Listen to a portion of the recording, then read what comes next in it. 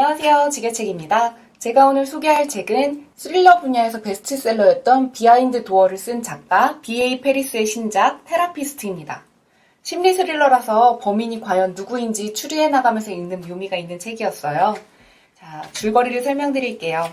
주인공인 앨리스는 18개월 동안 장거리 연애를 해왔던 연인인 레오와 함께 런던의 한 주택단지에 집을 구했고 동거를 시작하게 됩니다. 고급 주택단지였던 이 서클은 입주민 전용 출입문이 따로 있었고 공원을 가운데에 두고 12개의 집이 모여있는 주택단지였습니다.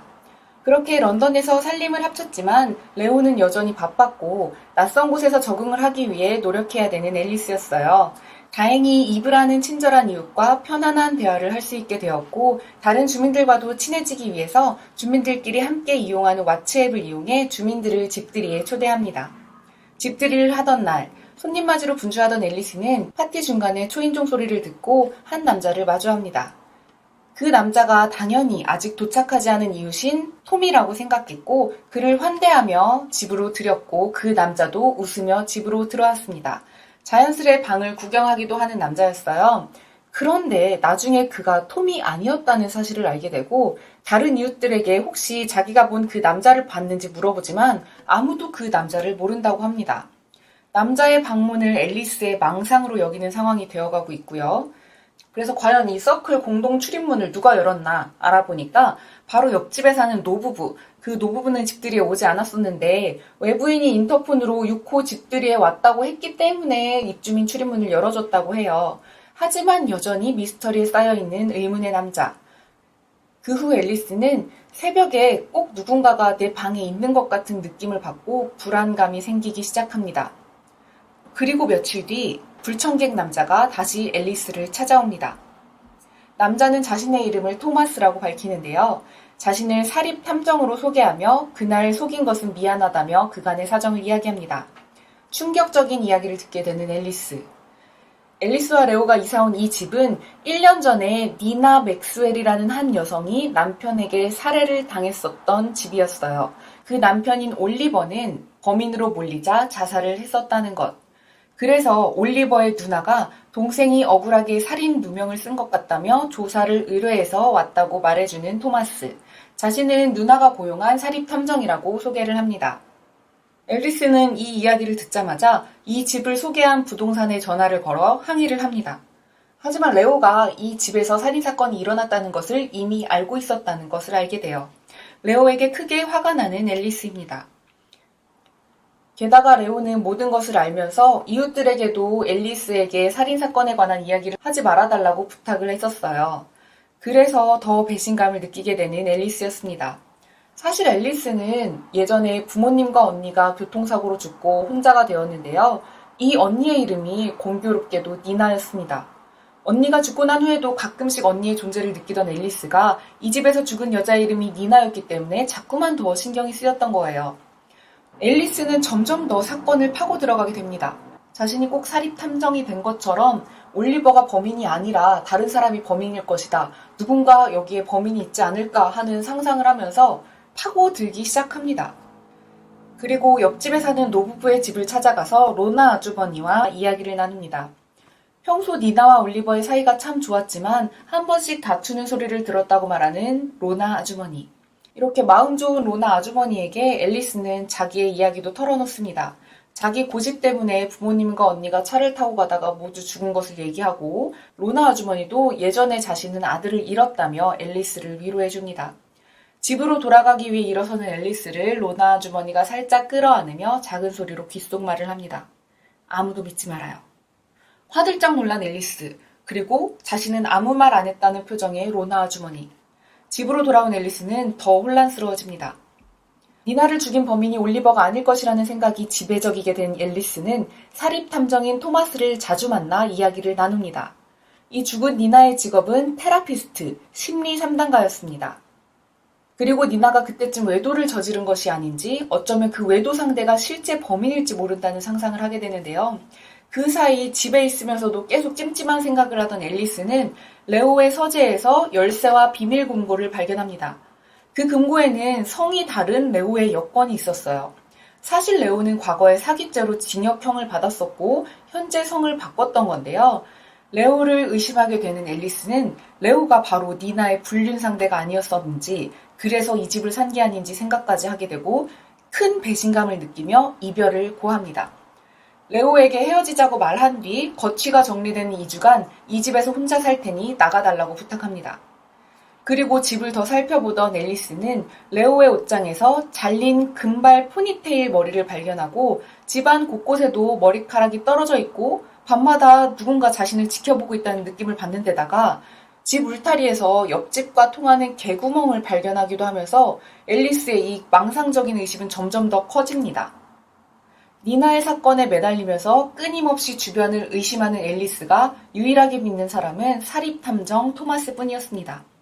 토마스와 자주 만나며 점점 친밀해지는데요. 토마스와 만나 얘기를 나누는 사이에 처음부터 자신을 탐탁치 않게 여겨왔던 이웃 중에 하나인 니나와 가장 절친했었던 이웃 탐신에게서 전화가 옵니다. 탐신은 앨리스가 계속 니나의 사건을 들추는 것을 못마땅해 했었는데요. 그래서 앨리스는 탐신의 전화를 바로 끊으려 했지만 탐신이 다급하게 끊지 말라고 한 뒤 말합니다. 올리버는 누나가 없어요. 파티에 왔다고 한 그 남자요. 그 남자가 정말 존재한다면 왜 그자가 니나의 살인범일 거라는 생각은 안 해요? 앨리스는 순간 소름이 돋으며 세상의 움직임이 멈췄다고 느껴집니다. 바로 옆엔 토마스가 자신을 바라보고 웃고 있었습니다. 최대한 아무렇지 않은 척 전화를 끄는 앨리스. 티를 내지 않고 자리에서 빠져나가려 했지만 토마스가 눈치챕니다. 집에서 도망쳐 나온 앨리스는 바로 옆집 로나 아주머니의 집으로 들어가는데 그곳에서 에드워드 아저씨를 인질로 잡고 있는 토마스를 마주합니다. 어떻게 이 집에 들어왔냐는 앨리스의 질문에 우리 집으로 들어왔다고 말하는 토마스. 이 토마스는 몇 년 전에 죽었다던 에드워드 아저씨와 로나 아주머니의 아들이었고 이 토마스는 원래가 살인자였어요. 그래서 이 살인자 아들의 눈을 피하기 위해 노부부가 몰래 이사를 했는데 토마스가 찾아내서 집안에서 부모를 볼모잡아 지내고 있었던 거예요. 부모를 번갈아가면서 협박하면서 지냈고 그래서 에드워드 아저씨와 로나 아주머니는 자유롭게 바깥 생활을 동시에 하지 못하고 한 명이 안에서 토마스와 인질로 있으면 나머지 한 명이 밖에서 바깥 생활을 하고 이런 식으로 폐쇄적인 생활을 해왔던 거고 은둔 생활을 토마스가 해왔던 겁니다. 이 니나의 직업이 상담가라고 했잖아요. 근데 이 상담가 역시 상담을 받으러 다니기도 해요. 그래서 상담을 받으러 갔던 상대가 바로 토마스였는데 책 중간중간에 치료사와 고객의 대화 내용이 나오는데 첫 두 고객은 단숨에 상담가를 믿고 의지했는데 토마스가 조금 더 깊게 다가가자 거절했고 그래서 토마스가 그 사람들을 죽였었습니다. 그런데 니나는 토마스가 심리상담가가 아닌 것을 눈치챘고 세 번째 상담 이후부터는 심리상담가임을 자처하는 토마스를 연구하기 위한 목적으로 계속 방문을 해왔었는데요. 그 사실을 알게 되자 토마스가 니나를 살해했던 거예요. 모든 사실을 알게 되는 앨리스. 앨리스가 서클을 떠나겠다고 하자 토마스는 자신이 전에 살해했던 마리온, 저스틴, 니나와 마찬가지로 앨리스를 죽여버리겠다고 말합니다. 정신을 차리자 의자에 묶여있는 앨리스. 에드워드 아저씨는 쓰러져 있었는데 이미 심장마비로 사망해 있었고 로나 아주머니는 그 옆에 쭈그리고 앉아 있었습니다. 토마스는 앨리스의 머리카락을 자르며 그간의 일에 대해 말합니다. 당신도 나를 사랑하지 않았냐고. 우리는 정말 가까웠다고. 니나와 달리 우리는 정말 가까웠다고. 악마와 같은 소리를 하는 토마스. 앨리스는 토마스가 방심한 틈을 타 의자채로 몸을 날려 토마스를 쓰러뜨렸는데 결국 힘에 부쳐 목이 졸리고 맙니다. 앨리스의 의식이 희미해지는 사이 로나 아주머니가 토마스를 습격합니다. 그렇게 로나 아주머니는 토마스를 죽입니다. 이 사건은 앨리스가 작별 인사하러 로나 아주머니의 집에 왔다가 웬 남자한테 인질로 붙잡혔고 그가 집들이에 왔었던 불청객이었다. 요렇게만 그냥 대외적으로 알리게 됩니다. 로나 아주머니는 앨리스에게 그녀와 토마스의 관계, 그동안 있었던 수사를 했던 그런 관계들을 그냥 묻어두게 도와줍니다. 앨리스는 로나 아주머니에게 목숨을 살려줘서 고맙다고 말하고 로나 아주머니가 마지막으로 앨리스에게 말합니다. 살아요. 당신 목에 인생을 살아요. 지난 20년 동안 과거 속에서 살았잖아요. 이제 온전한 삶이 주어졌으니 죄책감 때문에 인생을 낭비하지 마요. 인간은 누구나 실수하는 법이니까.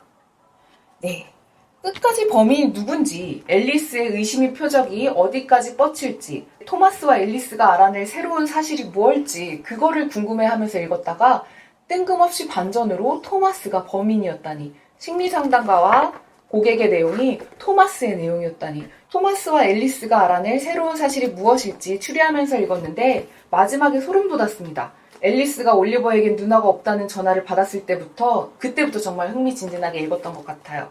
SNS에 홍보가 많이 된 책이라서 저도 많이 궁금해하면서 읽었는데 비하인드 도어도 괜찮았고 이번 테라피스트도 허를 찌르는 반전이 있는 스릴러 소설이었네요. 재미있게 읽었습니다. 여러분도 시간이 되면 읽어보시길 추천드릴게요. 감사합니다.